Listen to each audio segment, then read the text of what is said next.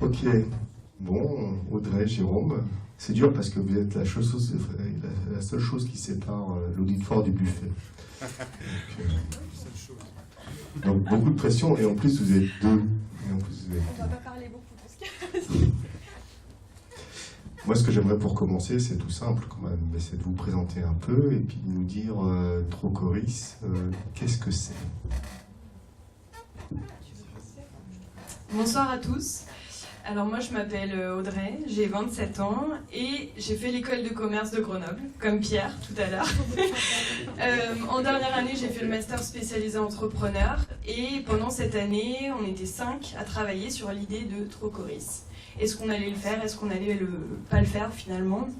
On a décidé de se lancer en 2014, donc on a créé Trocoris, une plateforme de troc d'objets et de services entre particuliers, avec une particularité, une monnaie d'échange, le Coris, pour simplifier les échanges.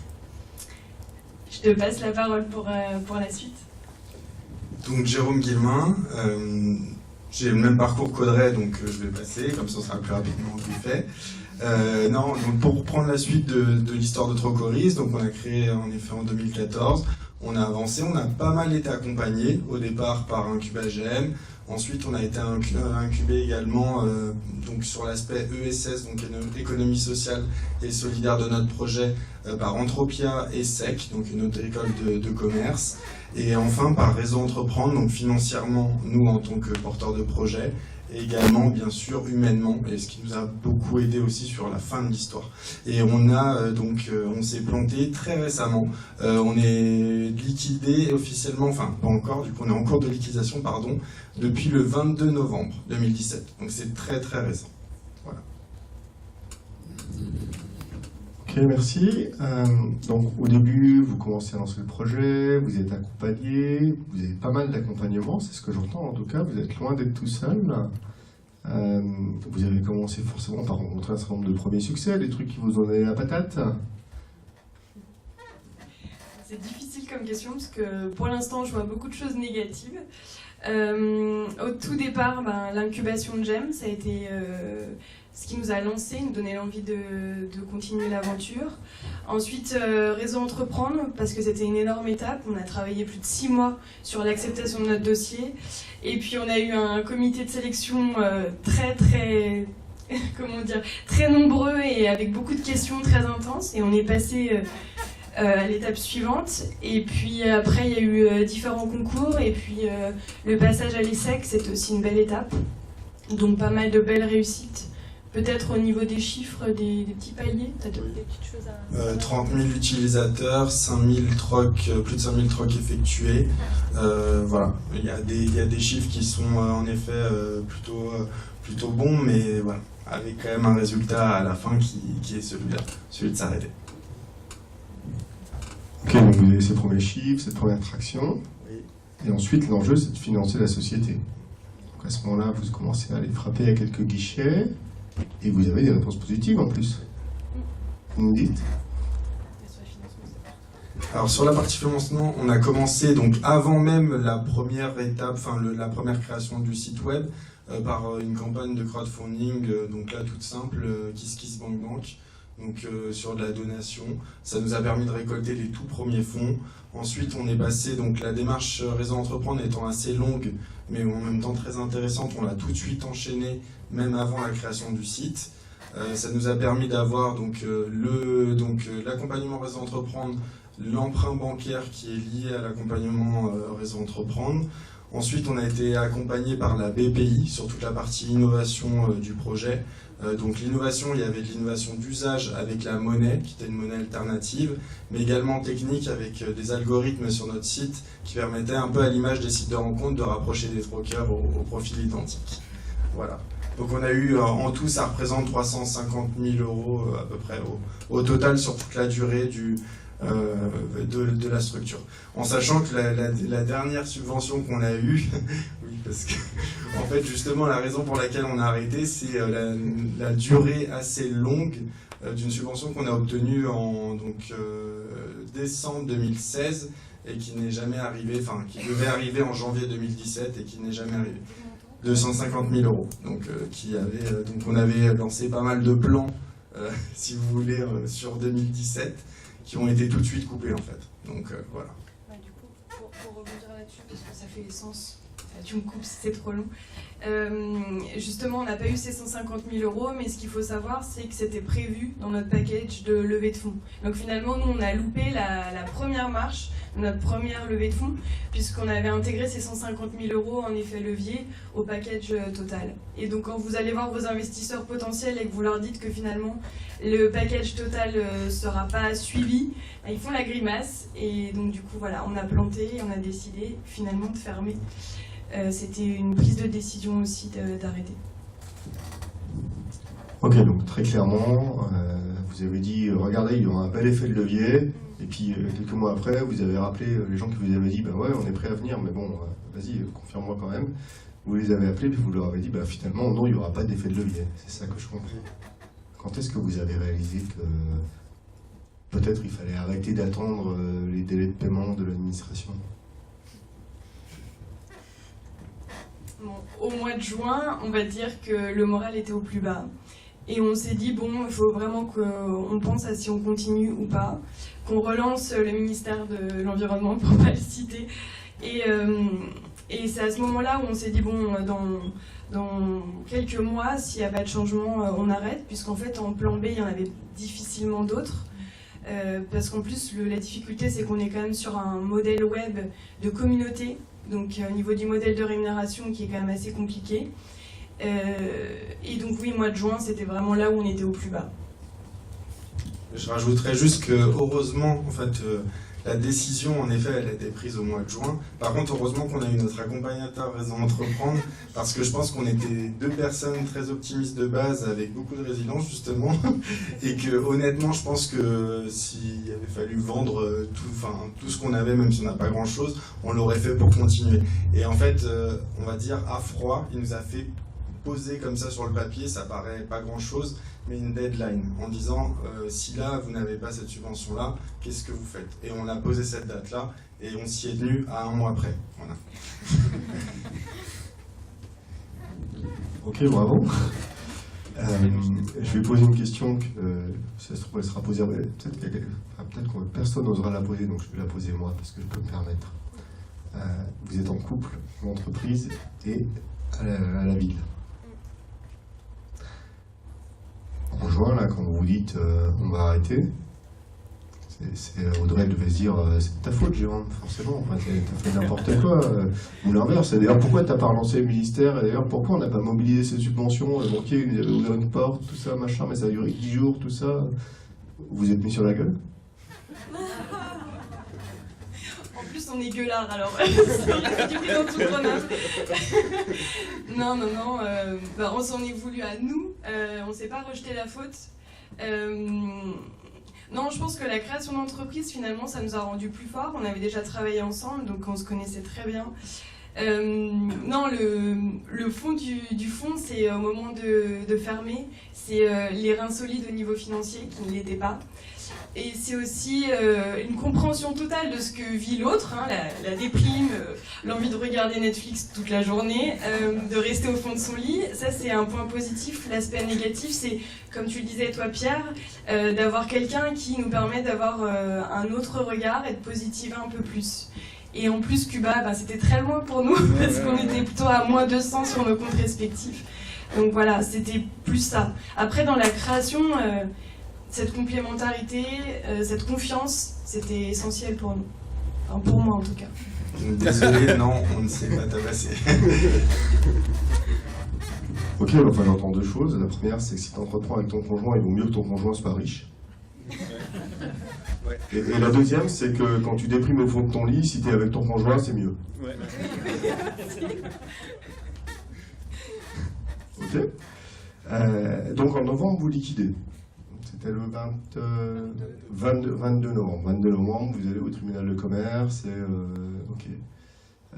Qu'est-ce qui s'est passé après? Parce qu'on n'a pas parlé tellement de l'aspect pratique avec les autres camarades, mais concrètement, comment ça se passe?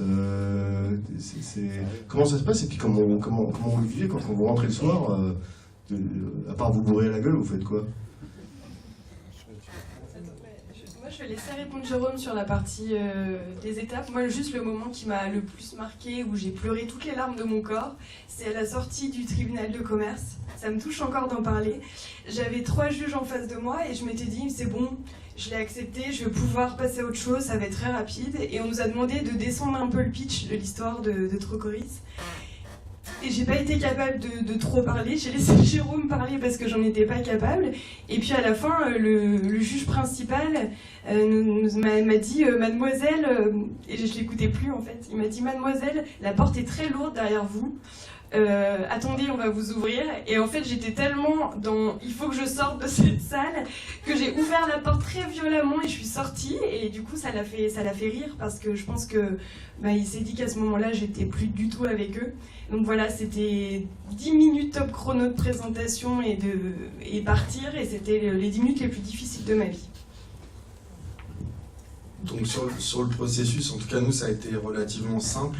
Un dossier, on a mis à peu près le temps de réunir toutes les pièces, un mois, je dirais un mois et demi. C'est le délai entre la deadline et la réelle prise de décision. Ensuite, après, donc on a déposé le dossier au tribunal. On a eu une date une semaine après. Donc là-dessus, pour le coup, j'ai trouvé ça, moi en tout cas de mon côté, bien. Parce qu'à partir du moment où on a pris la décision, en tout cas moi j'avais juste une seule envie, c'était de balayer ça. Et donc, une semaine après, en effet, le rendez-vous devant les juges, qui est extrêmement court. Après, on peut aussi avoir une autre lecture, c'est qu'il y a, en tout cas, nous, dans la salle d'attente, il y en avait quand même beaucoup. Et donc, je pense que nous, ayant un projet avec un seul employé, 2 cofondateurs employés, forcément, on n'est pas la problématique principale des juges. Et donc, forcément, voilà, ils essayent de sauver, je pense, les meubles là où il y en a à sauver. Voilà. Et donc par la suite, on a tout de suite, grâce à Eric, ici présent, été mis en relation avec 60 000 rebonds, donc on est sur Annecy. Et honnêtement, en tout cas, ça c'est vraiment un conseil. Nous on est en plein début de processus, c'est juste génial parce que vous rencontrez d'autres personnes, des cas parfois qui sont largement pires, enfin ça vous apprend en fait à relativiser aussi sur votre propre expérience, d'échanger et d'être accompagné, parce que je l'ai entendu sur quasiment, je pense, tous les témoignages. Je pense que quand on plante, le plus difficile, c'est on a fait plein de choses, et c'est qu'est-ce qu'on fait après, quoi. Et est-ce qu'on part sur du salariat? Nous, on est un peu juste au niveau financier, donc voilà, le choix s'impose plus particulièrement, mais je pense que dans tous les cas, c'est important de se confronter à d'autres entrepreneurs qui ont vécu les mêmes choses que nous, d'ailleurs pas les mêmes choses, mais justement c'est là où c'est le plus riche, quoi. Ok, merci. Merci Audrey pour ton authenticité dans ton témoignage. Et moi je prends ma casquette de personnes qui accompagnent des entrepreneurs en rebond un peu, etc. Et je veux qu'on en profite tous aujourd'hui pour se dire que c'est aussi tous notre co-responsabilité de porter ce genre de message sur l'importance de l'humanité dans ces moments-là. Et plus on peut convaincre les gens qui accompagnent, et y compris l'instance judiciaire, qu'il faut faire preuve d'humanité dans ces moments-là, et que derrière tout ça, il y a des humains, il n'y a pas que des tableaux Excel. Si on porte tous ce message-là, on a plus de chances qu'il passe. Donc voilà, je me permets cet aparté. Ok, donc on parle de l'après, voilà. Donc on est dans l'après, ça y est, c'est fait. Vous êtes dans l'après, vous êtes en train de regarder vers l'avant, en tout cas peut-être plus souvent vers l'avant que vers l'arrière. Je vais commencer par la version simple. Est-ce qu'aujourd'hui, vous vous dites, dans l'entrepreneuriat c'est fini, j'en ai trop pris plein la gueule? Et si la réponse est oui, ou au moins oui un peu, quels sont les next steps pour essayer de mieux digérer? Est-ce que vous avez des trucs? Alors, première chose, moi je vais me lancer dans du salariat, c'est sûr, au moins à court moyen terme. Après, j'ai plein d'idées, on a plein d'idées, donc forcément j'y retournerai. Des conseils donc, si j'ai bien compris, pour créer, en tout cas, se relancer, des choses à retenir. Toi, pour t'aider, tu te dis, je vais me lancer dans l'entrepreneuriat, tout ça, mais t'as encore besoin de digérer. Voilà, moi c'est le temps. Moi c'est le temps qui m'aidera du coup à me relancer. Et puis, L'échec, même si j'ai du mal à le dire, m'a quand même appris beaucoup de choses sur moi-même et sur aussi la précédente création d'entreprise, des choses peut-être que j'étais pas à même d'entendre à cette époque-là, que maintenant je sais qu'il faut prendre en compte. Et notamment le côté être amoureux de son produit et peut-être pas être suffisamment terre à terre et proche du marché, de ce qui se passe. Voilà, ça pour ma prochaine expérience, voilà, je l'aurai en tête. En ce qui me concerne, l'entrepreneuriat, ça me manque déjà en fait. Maintenant, comme je le disais, il y a le côté aussi terre à terre, enfin, les finances nous ramènent très rapidement à la réalité, et donc forcément, en ce moment, donc même si, en tout cas pour ma part, j'en suis qu'au début de la construction de mon nouveau projet professionnel, je cherche quand même du salariat dans un premier temps, également pour finir ce processus, parce que en quelque sorte c'est un processus de deuil, qu'on le veuille ou non, c'est ça, on a créé un bébé, j'entendais, je sais plus si c'est toi qui l'as dit, je crois, on a créé un bébé, et enfin, on a mis au monde ce bébé-là, et voilà, forcément il y a une part de nous qui est partie avec ce projet, donc forcément il y a un processus de deuil, voilà. Ok, donc, et en l'occurrence, c'était un bébé en commun, Ouais. le premier. Ok, j'ai dit une connerie, du coup j'ai oublié ma question. Ah si, c'est aussi une question sur le commun. Et c'est ma dernière question, après on passe à la salle. Entreprendre en étant en couple, en regardant dans le miroir, c'était une connerie ou c'était une bonne idée? Et, contraposer, la prochaine boîte, c'est ensemble ou c'est chacun de son côté? C'est moi qui m'y colle en premier. Alors, c'était pas une connerie. En fait, si c'était à refaire, je ferais exactement la même chose. Parce que moi, j'avais besoin de confiance en mon associé. En plus, on a eu une expérience très difficile parce qu'au départ, on n'était pas que deux. Donc, on peut parler de confiance. Hein. On a dû se séparer de l'associé. Blague à donf. Donc, non, pour moi, la confiance, c'était essentiel. Et Pierre, encore une fois, ton témoignage, moi, il m'a parlé parce que justement, confiance dans ce que l'autre va faire et dans ses compétences, etc. Et ça, c'était important. Pour la suite, dans l'immédiat, si je recréerai pas avec Jérôme parce qu'on est dans une étape où ça devient vraiment très risqué. On n'a plus du tout d'économie, donc il faut quand même qu'on fasse attention à ce point-là. Après, à plus long terme, on a quand même parlé de différents projets. Voilà, on aime des choses communes, donc forcément, on a des projets communs. Et pourquoi pas d'entreprendre à nouveau ensemble.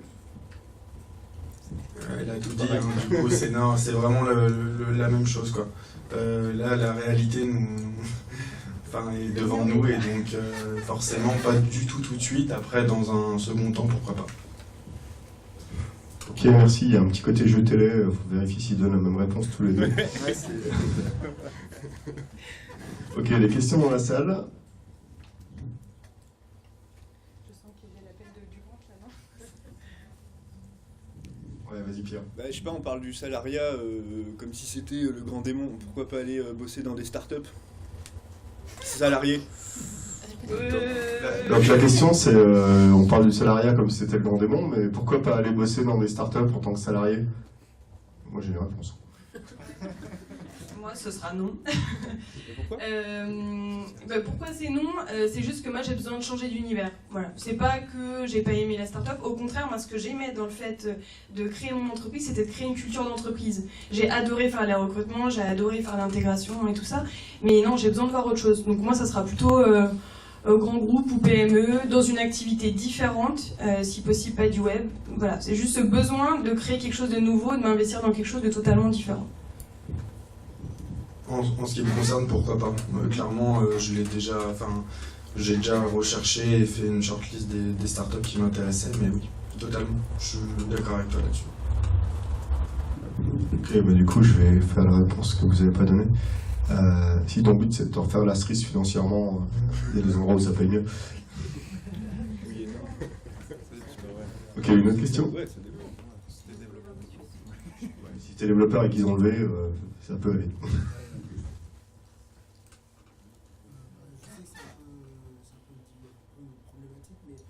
Comment vous avez abordé le fait de discuter avec, comme vous l'avez dit, avec l'État pour votre projet?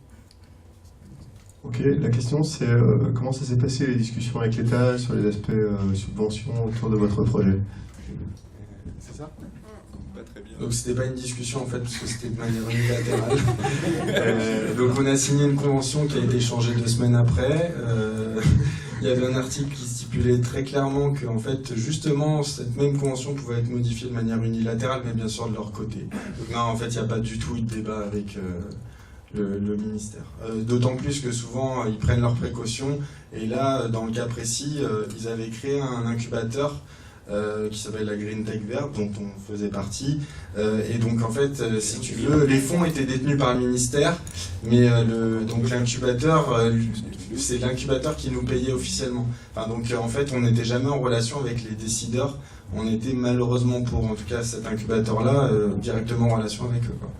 Donc il y avait un intermédiaire et eux, le ministère en tout cas était très bien couvert. Ok, donc la Green Tech verte, c'est un truc qui est très vert, et un fruit qui est trop vert, c'est qu'il n'est pas mûr. Ok, une dernière question? Non? Ok, super. Super. En tout cas, ils sont là pendant le buffet et on pourra discuter pendant le buffet. Merci.